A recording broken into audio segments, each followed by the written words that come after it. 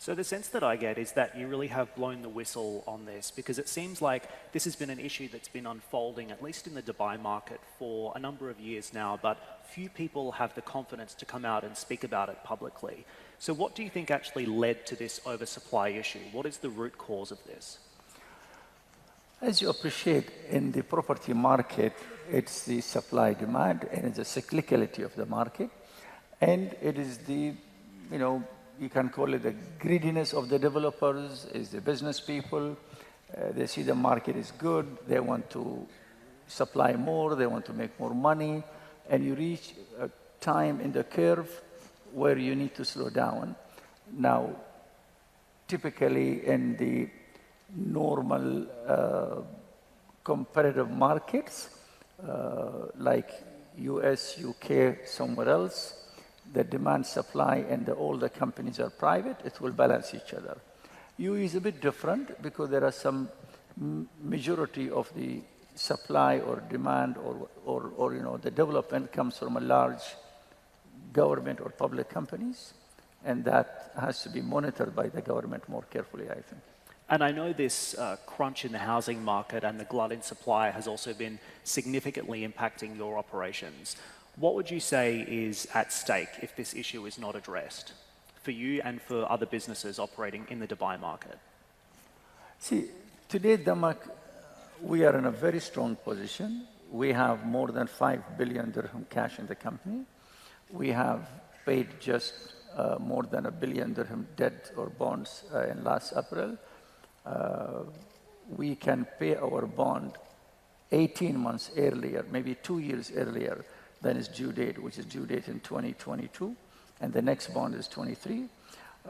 We're going to probably touch more than 7,000 units delivering this year. We have another 8,000 next year and 8,000 the year after.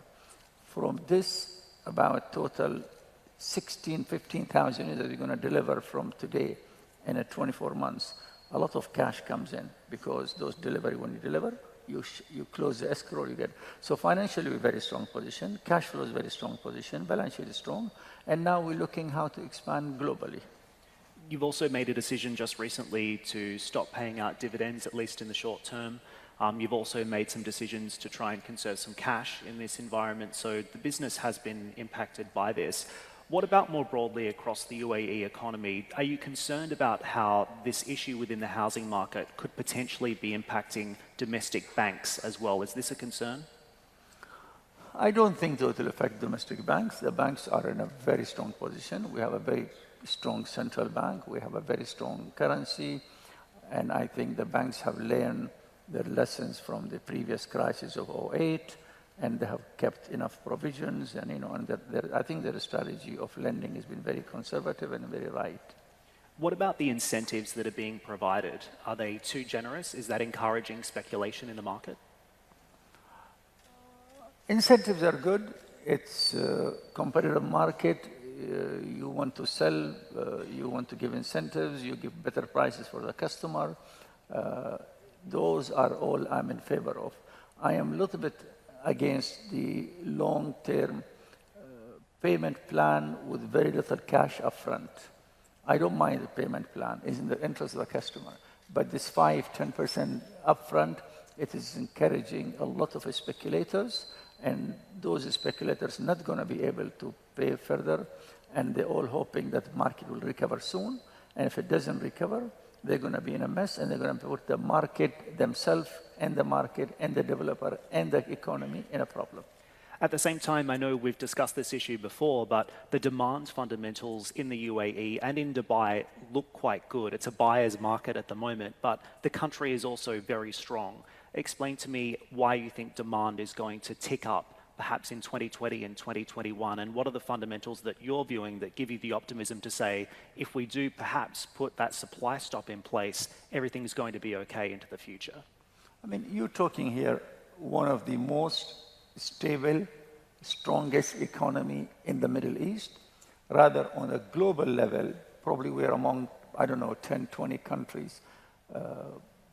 More than, 100 years of oil under the ground, more than $1 trillion reserve or investments of Abu Dhabi overseas, currency pegged to the dollar, very low taxes, freedom of money coming in and out, freedom of people coming in and out, infrastructure, one of the best in the world, connectivity between Etihad and Emirates Airline is one of the best in the world.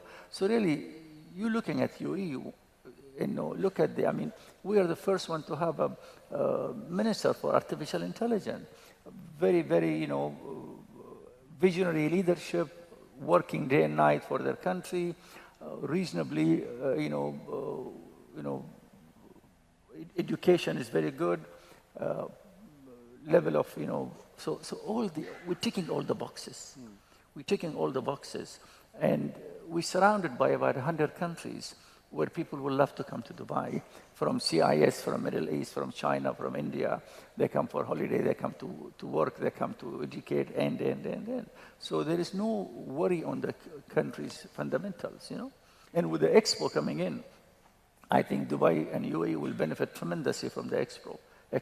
And we're going to see big raise in the tourism, and that will continue because I think Dubai is a jewel which is hidden. I won't say, okay, hidden, but a lot of people don't know about Dubai. Give you an example. A lot of people don't know about UAE. I mean, you go to Saadiyat and see the beaches and see the resorts and the hotels. There are 1.2 billion Chinese. 200-300 million of them would love to come to Dubai or to UAE, but they don't know the country very well. With Expo, they will come and they see it and they're going to talk to their friends and their relatives and so on.